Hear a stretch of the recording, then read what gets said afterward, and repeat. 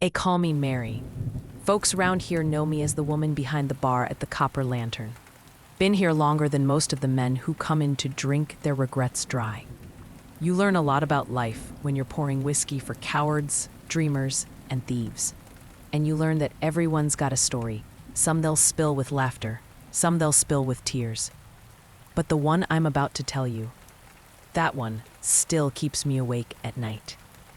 I've seen fights over cards, squabbles over women, and men knocked out cold before they could swallow their last sip. But nothing, and I mean nothing, prepared me for Elias. Now, Elias wasn't just another drunk with a broken heart. He was a quiet man.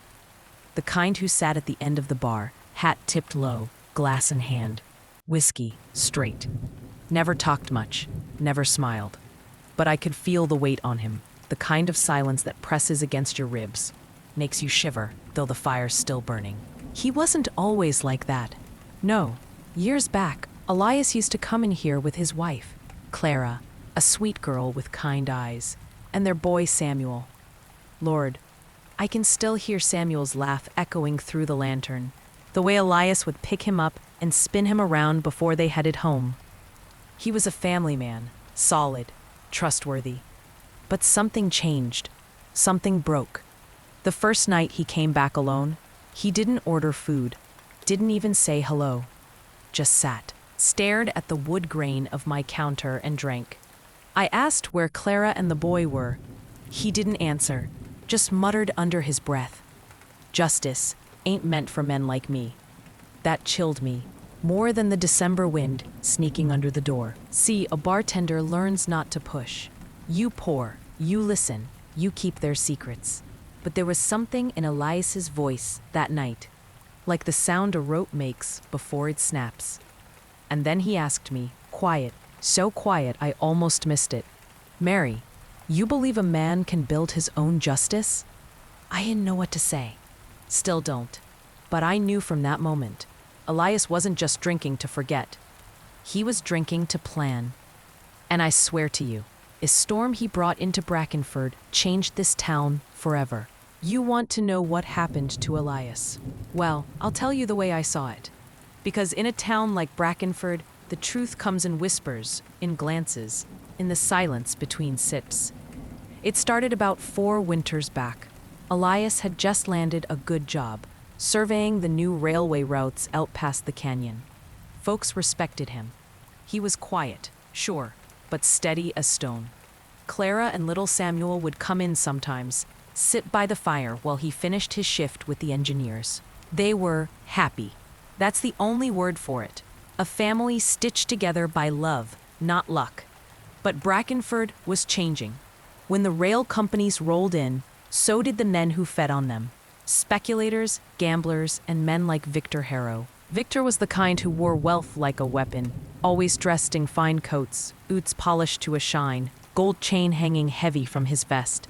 He wasn't from here, but he made himself at home quick enough. Started buying up land cheap, lending money at twice the rate he ought to. Folks said he had charm, but I always thought his smile looked like a knife. Now Victor took a liking to Clara. Too much of a liking. She was polite. Of course, Clara had a heart soft as butter, but Elias noticed. I noticed. Hell, everyone noticed. She'd laugh at his jokes just to be kind, while Elias sat stiff beside her, jaw tight, eyes burning. One night, Victor strolled in here bold as brass, ordered the finest whiskey I had, and started talking loud about how he'd soon be owning half the valley. He tipped his glass to Elias, sitting with Clara and the boy, and said, "A man's worth is measured by what he can hold on to. Don't you agree, Mr. Elias?"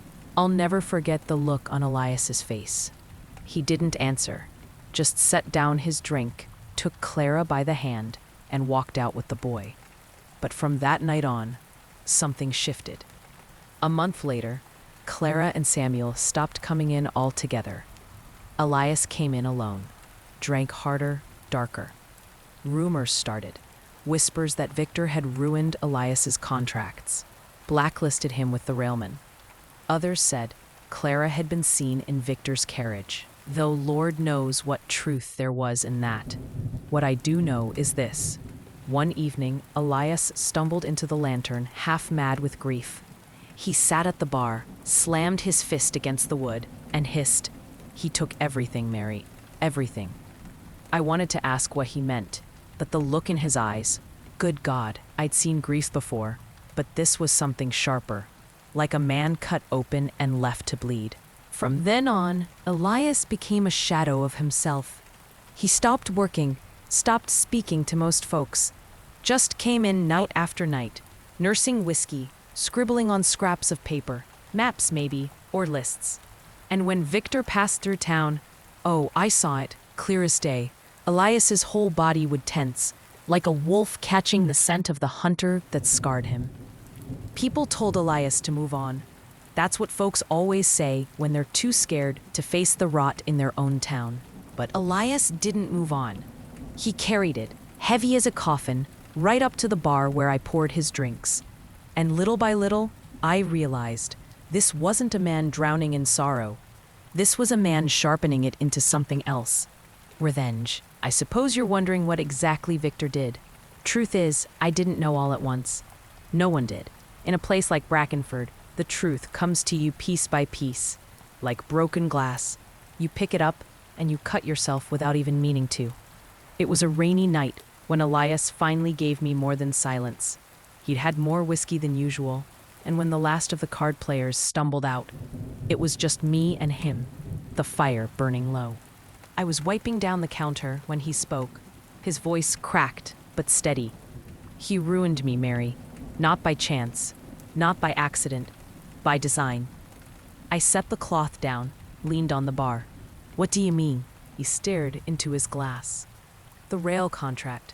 Victor bribed the overseer and pulled the job right out from under me. Left me without a penny, with debts I couldn't pay. And Clara, he swallowed hard, hand trembling around the glass. He whispered poison into her ear. Promises of security, of comfort, while I was out there breaking my back for nothing.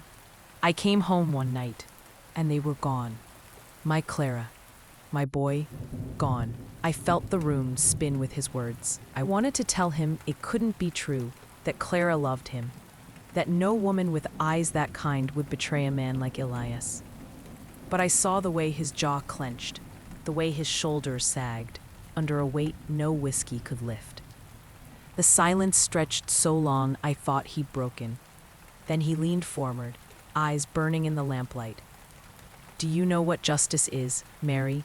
It's when a man like Victor learns that money can't buy him out of every sin. It's when he feels what I feel, breath by breath, until it breaks him. I didn't answer. What could I say? I'd heard men speak of revenge before, in anger, in drunken brawls. But this wasn't the heat of the moment. This was cold, sharp, planned. And from that night, Elias began to change. He'd sit at his usual spot, scribbling in that little leather notebook. Sometimes he'd ask me strange questions. What time the freight wagons passed through town? How many guards rode with them? Which streets Victor's men preferred when they stumbled out of the lantern drunk? At first, I laughed it off, thought it was whiskey talk. But then, strange things started happening. One of Victor's loan collectors, a brute named Harper, vanished after leaving the lantern. Folks said he rode north, skipped town. But I remembered Elias watching him go, calm as a shadow. Another man, Victor's accountant, turned up lifeless in a ditch outside Brackenford. Robbery gone wrong, they said. But I'd seen Elias studying that man from the bar for weeks. It wasn't proof, no, but in my gut I knew. Elias wasn't just drinking anymore. He was dismantling Victor's world, piece by piece. Victor, of course, grew more paranoid. He'd swagger into the lantern with 2 men at his back now, order the best bottle in the house, and laugh loud enough for everyone to hear. But behind that laugh, I caught it. The flicker in his eyes, the glance toward the shadows. He knew something was coming. He just didn't know when. One night, Victor leaned over the counter, close enough I could smell the cigar smoke on his breath, and said, "Mary, have you seen Elias lately? Poor bastard looks like death warmed over. Dangerous thing, a man with nothing to lose." Then he grinned, tossed a gold coin on the counter, and walked out like he owned the whole damn world. But I knew better. I'd seen the fire in Elias's eyes, and I'd begun to realize something that chilled me more than the thought of blood on the streets. Elias wasn't just after Victor's life. No, he wanted Victor to suffer first.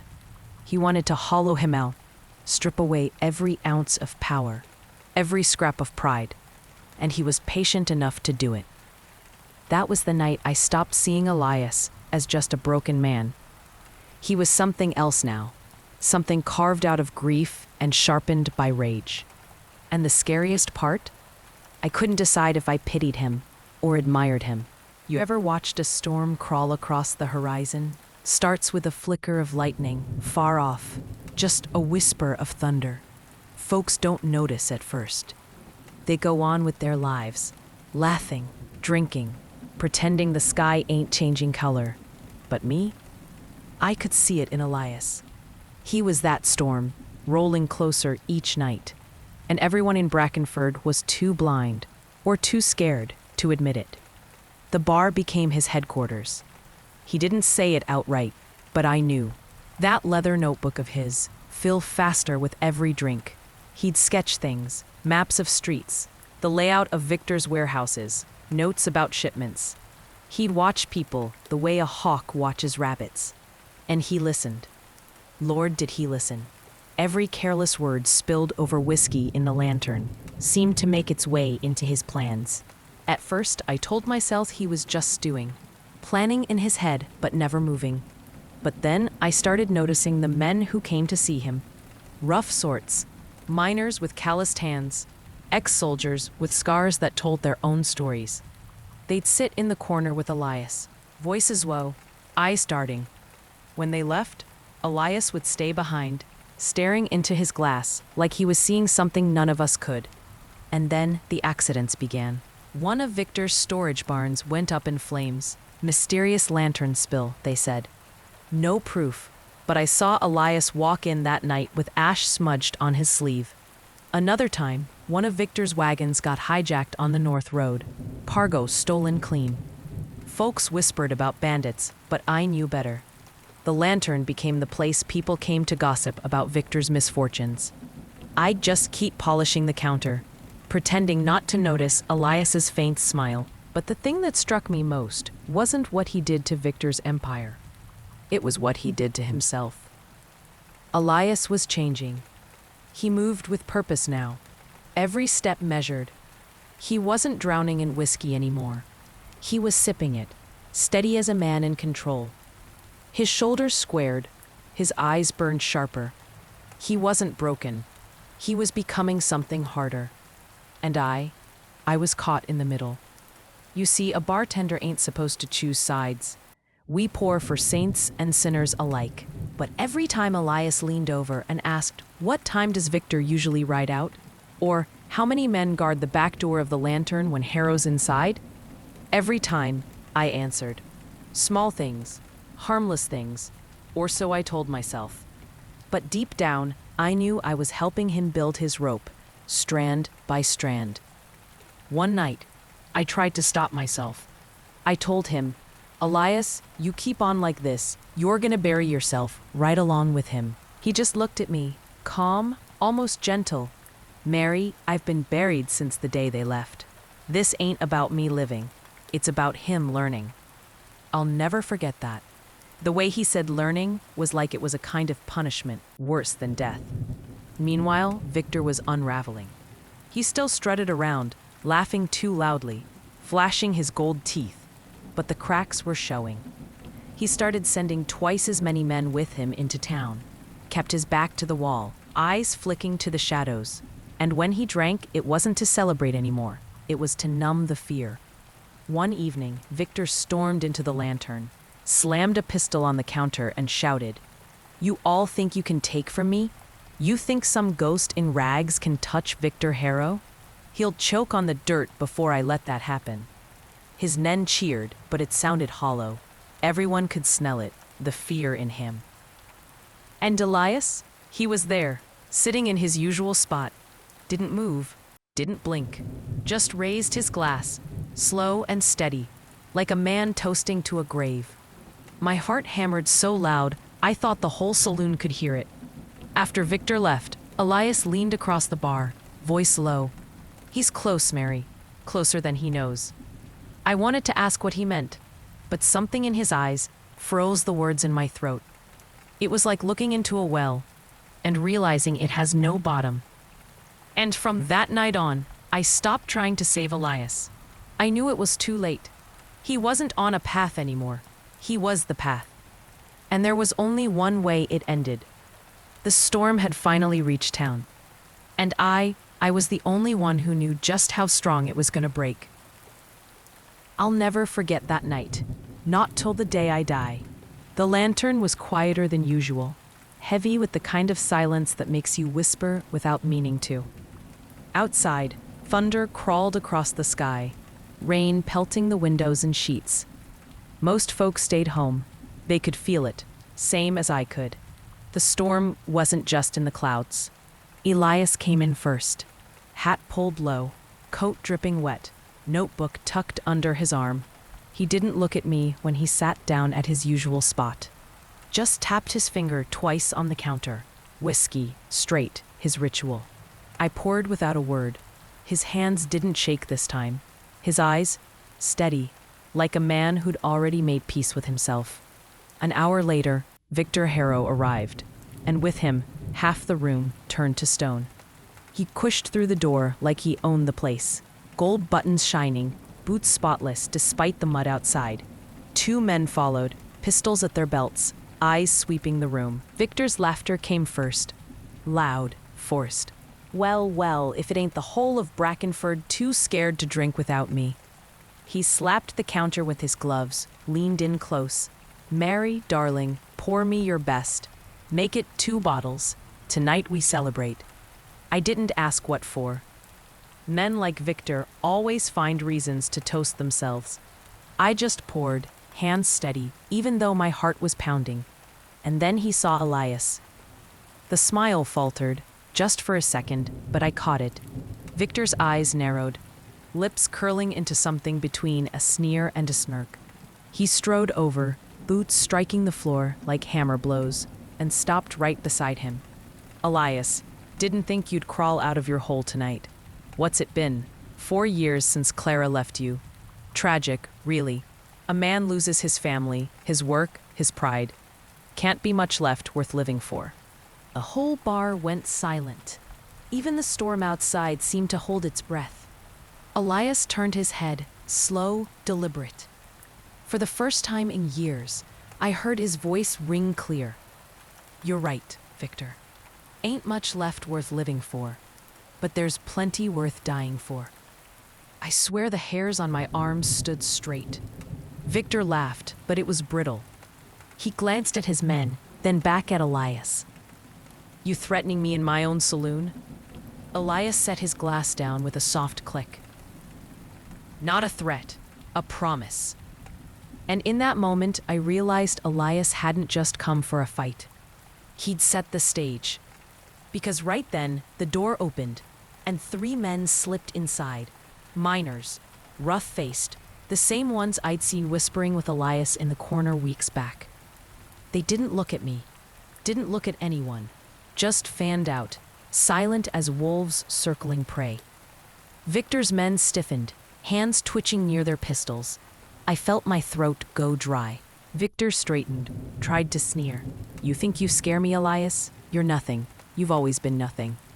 Elias rose from his stool, taller than I remembered, shadows stretching behind him in the flickering lantern light. He leaned close enough for me to hear every word, though his voice stayed low and calm. You took my life, Victor, my work, my family, my boy. You think money makes you untouchable, but tonight, you learn what it feels like to be powerless. Victor's face twisted. He reached for his pistol, but before his hand touched the grip, Elias's men were there, steel glinting. A scuffle broke out, sharp and fast, chairs toppling, glasses shattering. The air filled with shouts and thunder. I ducked behind the counter, heart hammering, but I couldn't look away. Elias didn't flinch, didn't draw a weapon. He just stood there, watching Victor struggle as his empire collapsed around him. One guard fell. The other bolted out the door into the rain, Victor's alone. Victor backed against the bar, breath ragged, sweat shining on his brow. "You'll hang for this, Elias. You hear me? You'll hang." Elias stepped forward, slow, deliberate. "Maybe, but not before you answer for what you've done. I'll never forget what happened next." Elias pulled something from his coat. Not a gun, not a knife. A simple silver locket. He held it up, let it swing between them. "Clara's. Found it in your carriage the night she left. You couldn't even hide your sins." Victor's face went pale as ash. For the first time, he had no words. Elias leaned close, voice a whisper that cut sharper than steel. "Every empire ends, Victor. Tonight, yours does." What happened after, I'll let the historians argue. Some say Elias ended him in the coldest way possible. Some say he left him alive to rot in his own fear and regret. But it didn't matter to me what was said by whom. Me, I saw the truth. I saw Elias walk out into the storm, and his shadow slowly vanished into the darkness. Victor crumpled on the floor, eyes wide with the knowledge that money can't buy you out of every sin, and how fleeting power and influence can be. And I swear to you, the night air shifted when Elias disappeared into the rain, like the town itself exhaled for the first time in years. The storm passed that night, but the air never felt the same again. They found Victor's body in the lantern come morning. Some swore he was over with, body already cold. Others claimed he was breathing. Barely. Eyes wide with terror he never shook off. Folks argued, invented stories, and passed them down like campfire tales. But I don't bother correcting them. I was there. I know what I saw. And what I saw was a man undone. Victor Harrow wasn't ended by a bullet or a blade. He was finished off by the truth Elias forced into his eyes, that all the gold, all the power, all the men at his back couldn't shield him when the reckoning came. And Elias? He vanished into the rain that night, never to be seen again. Some say he headed west, started fresh under another name. Some say the marshals caught him and strung him up quietly, no questions asked. Others believe he put an end to his own story once his work was done. I don't know what his plans were, moving forward. All I know is this. When he walked out into that storm, he carried something with him that no lawman, no gallows, no grave could ever take away.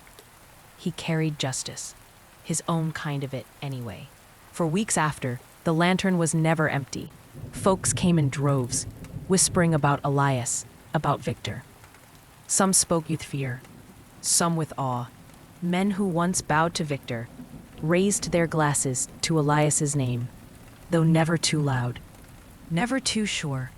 And me, I kept pouring, kept listening, but something inside me had shifted too. You see, I'd helped him. Not with a gun, not with a blade, but with answers, with silence, with a nod here, a whispered time there. Little things, harmless things. That's what I told myself. But in the quiet hours, when the bar was swept and the fire burned low, I'd hear his voice again. Do you believe a man can build his own justice? And I'd wonder if I'd been part of building it too. Sometimes when the wind howls down the chimney, I swear I hear his footsteps on the floorboards, steady, measured, like the night he stood taller than I'd ever seen him. Sometimes I see Clara's locket swinging in the lamplight, and I remember the look in Victor's eyes when the truth gutted him deeper than any knife. Was Elias right? Did Victor deserve it? Maybe, maybe not. But I'll tell you what I've learned in all my years behind this bar. Revenge doesn't give you back what you've lost. It doesn't fill the empty chair at the table, nor does it bring back the laughter that once warmed a home. All it does is carve the pain into someone else, leave scars on more than just the guilty. Still, I can't bring myself to call Elias wrong. He didn't heal. He didn't move on. But in his own way, he's finished what he started. And maybe, just maybe, that's enough for a man with nothing left. So that's the story I carry. The one I can't pour out into a glass or drown in a bottle. Folks come and go through the copper lantern, spilling their little dramas, their wins and losses, But none of it holds a candle to the night Elias taught Brackenford what justice looks like when the law turns its back. And me? I keep pouring, keep listening, because that's what a bartender does. But some nights, when the wind is right and the lanterns flicker low, I find myself whispering into the dark, "Elias, wherever you are, was it worth it?" And the silence that follows, well, that's the part that keeps me awake. For more stories like this, please like, share, and subscribe to our channel to watch more videos.